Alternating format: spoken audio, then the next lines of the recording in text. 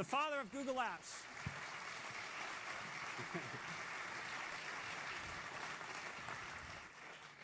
All right. Well, first of all, thank you all for joining us here. We're delighted to have you. Before I start talking about Chromebooks, I have a question for all of you. How many of you remember the first time that you saw the Macintosh? Quite a few hands in the audience. I personally remember it very vividly. I was probably younger than I care to admit on stage, but when I saw it, my dad actually brought it home from work. And my notion of a computer at the time was either something that I plugged into the TV with a joystick, or that box sitting on the side of the desk that had the blinking cursor in the C prompt. And this completely changed my notion of what a computer was. And the reality is that it was built up over multiple years of technological innovation. Everything from the microprocessor to the GUI to the mouse. But this was the first time it all came together in a package that was pure to the whole concept.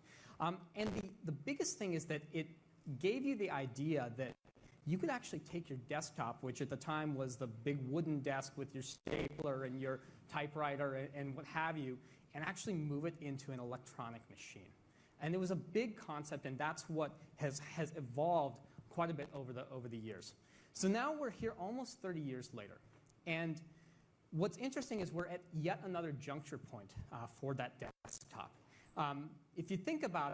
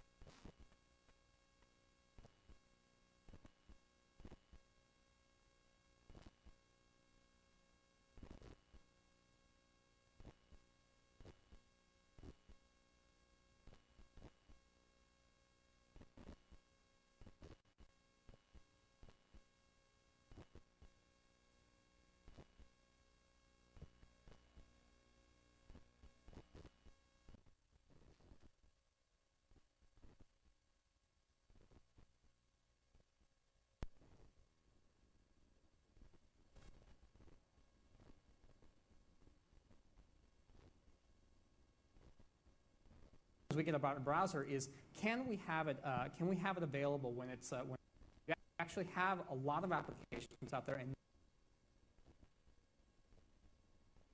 that'll be available offline. So a third site we're going to show you is it's a site that we have called html5rocks.com. And it gives you a variety of samples of things that you can do that you can actually use in your own applications. And we actually give you the source code along with it so that you can use it. It's amazing how quickly some of these things can be developed on the browser framework that's available. And it gives you kind of that rich experience. So the second question I would expect that you would have is, okay, this is all well and good, but what about business applications? Does this really pertain to business applications whatsoever? Given that I'm making up the quiz here, the answer actually is yes. So, so this is an example of an application called Lucidchart. That's a cloud-based application that's available from a third party. And you can see what it is that it gives you a lot of the things that you would expect with a graphing application, something like Visio, for example, but puts it completely within the browser. This is a fun example of who Barack Obama is related to. It's probably a very interesting family reunion when they all get together. But we're gonna add me into here as well because I want to be a part of this too, and we'll see who AJ actually puts me up against here. So you can see that you're able to actually do a lot of the things that you would typically do with a graphing application, and the speed is exactly what you have. Wow, Sarah Palin. Yeah, pretty close. I think. You can see the resemblance, right? So this is you can do a variety of things with this, and it's just one of many things that we've seen pop up in the ecosystem over the course of the past couple of years. So the third question you're probably asking is, okay, great. So you can do everything that you could do on a desktop, but is that it? I mean, can you just get the parity on what's on the desktop right now? The reality is you can do a lot more. The cloud-based applications can be a lot more powerful than anything that you have on the desktop. And one of the things we're going to show you is one of my favorite examples, which is Google Spreadsheets. So Google Spreadsheets does everything that a typical spreadsheet will do, but then in addition to that, it'll actually do a lot more that you wouldn't expect with a spreadsheet. So this is a form that's on a spreadsheet that we have, and we're going to show you that spreadsheet. You can see with this spreadsheet, it's essentially taking form entries, and you can see as people are entering the form entries, you can see it populate on the side there. There are a couple of other interesting things with this. There's a column that has a non-English phrase. So what AJ is going to do here is use a Google Translate function that actually is a cloud-based function, and click on the phrase that's there. And when he presses enter with this, it's actually going to detect the language of the source. It's going to go and it's going to put that into the. It's going to figure out where that's coming from, and it's actually going to put in that translation there. So all of this could never be done unless you're using the power of thousands of computers that are there in the cloud. And you can see actually when we drag this down, it'll actually do this for everything that's there. Another thing that we can do is use other cloud-based services and connect these things together. So for example, you can actually choose some of the cities that are there and put this on a Google map. So these are things that you would never see within a spreadsheet, but we actually provide gadgets that let you do much of this directly within a spreadsheet. And so in this case, he's going to go and he's actually going to choose Google Maps. And this will take those cells and actually map it onto a Google map and make it such that you can see that. So again, something that is using a cloud-based service that actually makes the application a lot better than anything that you would see out there with a client-based application. And so the key thing here is that a cloud-based application can actually be more powerful than anything you would see on a desktop. So fourth question you should be asking is, what about those applications that I have that are not browser-based? So a Chromebook can, of course, connect to anything that's in the cloud. You can connect to browser-based applications behind your firewall and display all of those. But what about those applications that are not there? The good thing is, the answer is we have solutions for that too. You'll see a couple of links here. You'll see Internet Explorer and you'll see Adobe Photoshop. So Photoshop is something there are more and more cloud-based versions, but it's a very, very complex application that's there right now. So this is using a product called Ericom Access Now. And what this is doing is actually loading up a Windows application that's running on a Windows desktop somewhere, but displaying it through a browser tab with pure HTML5. And you can see you can interact with this the same way that you would interact with Photoshop anywhere else. We've also done a partnership with Citrix so that if any of you are using Citrix, the Citrix receiver is also built in here and displays this via HTML5 as well, too. And so you can access the applications that you have within your firewall right now with this device. So these are a few things that you can do with the Chromebook that will give you access to all of these things. So I want to talk about a couple of things that you see that are kind of behind the scenes here. The first thing is management. So Dave was mentioning about the cloud console that we have for devices. The Chromebook is one of the first devices built from the ground up to be easily managed from the cloud. And so you're able to actually manage all of your users, all of your applications, your devices, and your policies from one central cloud console. And that comes with the Chromebooks for Enterprise product. With what we've seen, we think we're able to actually bring down the total cost of ownership of the desktop by 60 or 70% because of the combination of the Chromebook and the management console that's out there. So the second thing is I'm about to do something that I would never do with any other device. So I have this Chromebook here. This is actually one of my corporate laptops. This is something you'll see I've actually logged in with my corporate account. I'm going to go and I'm actually going to give it to somebody here in the audience, to Keith.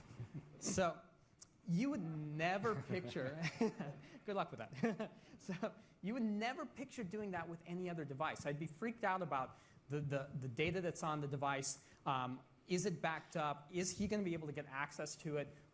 All of that stuff. And with the Chromebook is virtually stateless. There's very little information that's on the device. And the information is essentially just cached information that's also strongly encrypted on the device. So think about how many people lose laptops at an airport or get stolen at some point in time. You're impervious to that. Any Chromebook is your Chromebook, and it really changes the model and puts it on its head. Another thing you can start to think about is pooling of devices. You don't have to have one device for every user. You can have a pool of devices for users. We've seen that, for example, in classroom usage, where you're going to have a group of 30 Chromebooks that are used by multiple classes that come into a classroom. And we've seen that in business environments where not everybody needs a laptop at all times. So it really changes kind of the model of what the desktop is all about. We've talked to you today about how you can make the user experience better and more invisible using a Chromebook, how web-based applications could be actually more powerful than anything out there, and how a Chromebook can actually be a lot more manageable than anything you have out there. But the bigger message is that this is one of the first fundamental changes in the notion of the desktop in nearly 30 years. And what I hope is that years from now, you'll be at some conference somewhere, and somebody will stand up here on stage and say, do you remember the first time that you saw a Chromebook? So thank you all. Enjoy your Chromebooks, and thank you for your time.